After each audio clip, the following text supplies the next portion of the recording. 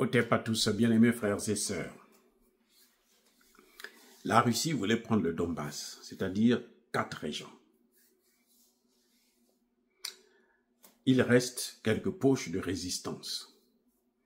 C'est vrai, un peu solide, mais rien du tout, rien de spécial. Aujourd'hui, non, il y a 2 jours de cela, la Russie a lancé une offensive dans une 5e région, la région du Dnipro. Donc, si la Russie, cette région-là fait frontière avec 2 des oblasts qu'elle a déjà presque sous contrôle, c'est-à-dire Zaporizhzhia et puis Donetsk. Donc, en lançant l'offensive dans une 5e région, la Russie est en train d'aller vers le Dniepr. La région du Dnipro, là, dès que vous avez ça, là, vous prenez le Dniepr. Vous coupez l'Ukraine en 2. Les amis, c'est ce qui est en train de se passer là.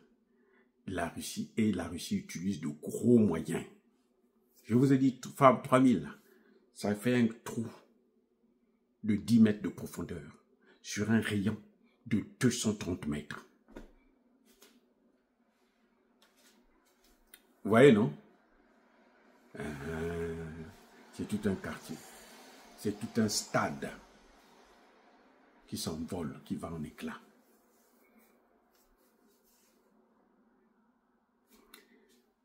Ça veut dire quoi? Je vous ai dit, il y a quelque temps de cela, que pour attaquer la Crimée, il faut passer par Odessa. Ah, il n'y a pas que ça. Non, non, non. Mais on n'est pas à la 5e. Là, c'est 6. En fait, 6 régions. Parce que dans le nord, là, puisque la région de Dnipropetrovsk, c'est presque au centre. Au nord, là, la région de Soumy, la Russie va prendre ça aussi. Et pour éviter que l'Ukraine ne puisse continuer à avoir l'œil sur la Crimée, il faut absolument prendre Odessa. Si la Russie ne prend pas Odessa, eh ben, la Russie va continuer cette guerre pendant longtemps. Ou pour toujours. Parce que si elle arrête cette guerre, elle n'a pas pris Odessa, ce sera difficile qu'elle puisse trouver encore un moyen pour faire la guerre pour prendre Odessa. Parce que là, ils vont mettre beaucoup de moyens pour protéger Odessa. Donc, la Russie est obligée d'aller jusqu'à Odessa. Donc, elle va prendre Odessa, Dnipro, Soumy, mais la Russie est coupée en 2, puisque si elle arrive à prendre un Dnipro, là, ce qui est probable, ben, Kiev risque d'être coupé en 2. Les amis, Kiev risque d'être coupé en 2. Que faut-il faire pour arrêter ça? Il faut régler le problème dans le fond. Considérer les inquiétudes, les revendications de la Russie et les satisfaire parce que la sécurité n'a pas de prix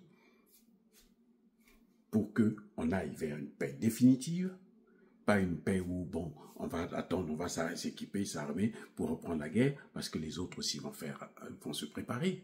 La Russie est en train de renforcer ses liens avec l'Iran, avec la Corée du Nord, avec la Chine. Ce sont des puissances.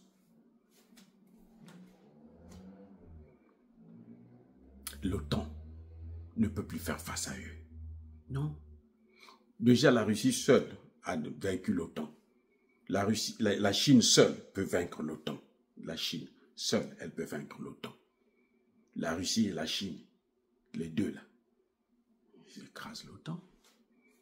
Et si l'OTAN est écrasé, eh bien, Israël sera exposé à la merci de l'Iran, alors il faut tout faire pour aller vers les négociations. Les Européens doivent comprendre, leur temps est passé. C'est-à-dire que leur empire, là, il est fini. Leur empire est en train de décliner et ils ne peuvent pas remonter. Soyez bénis.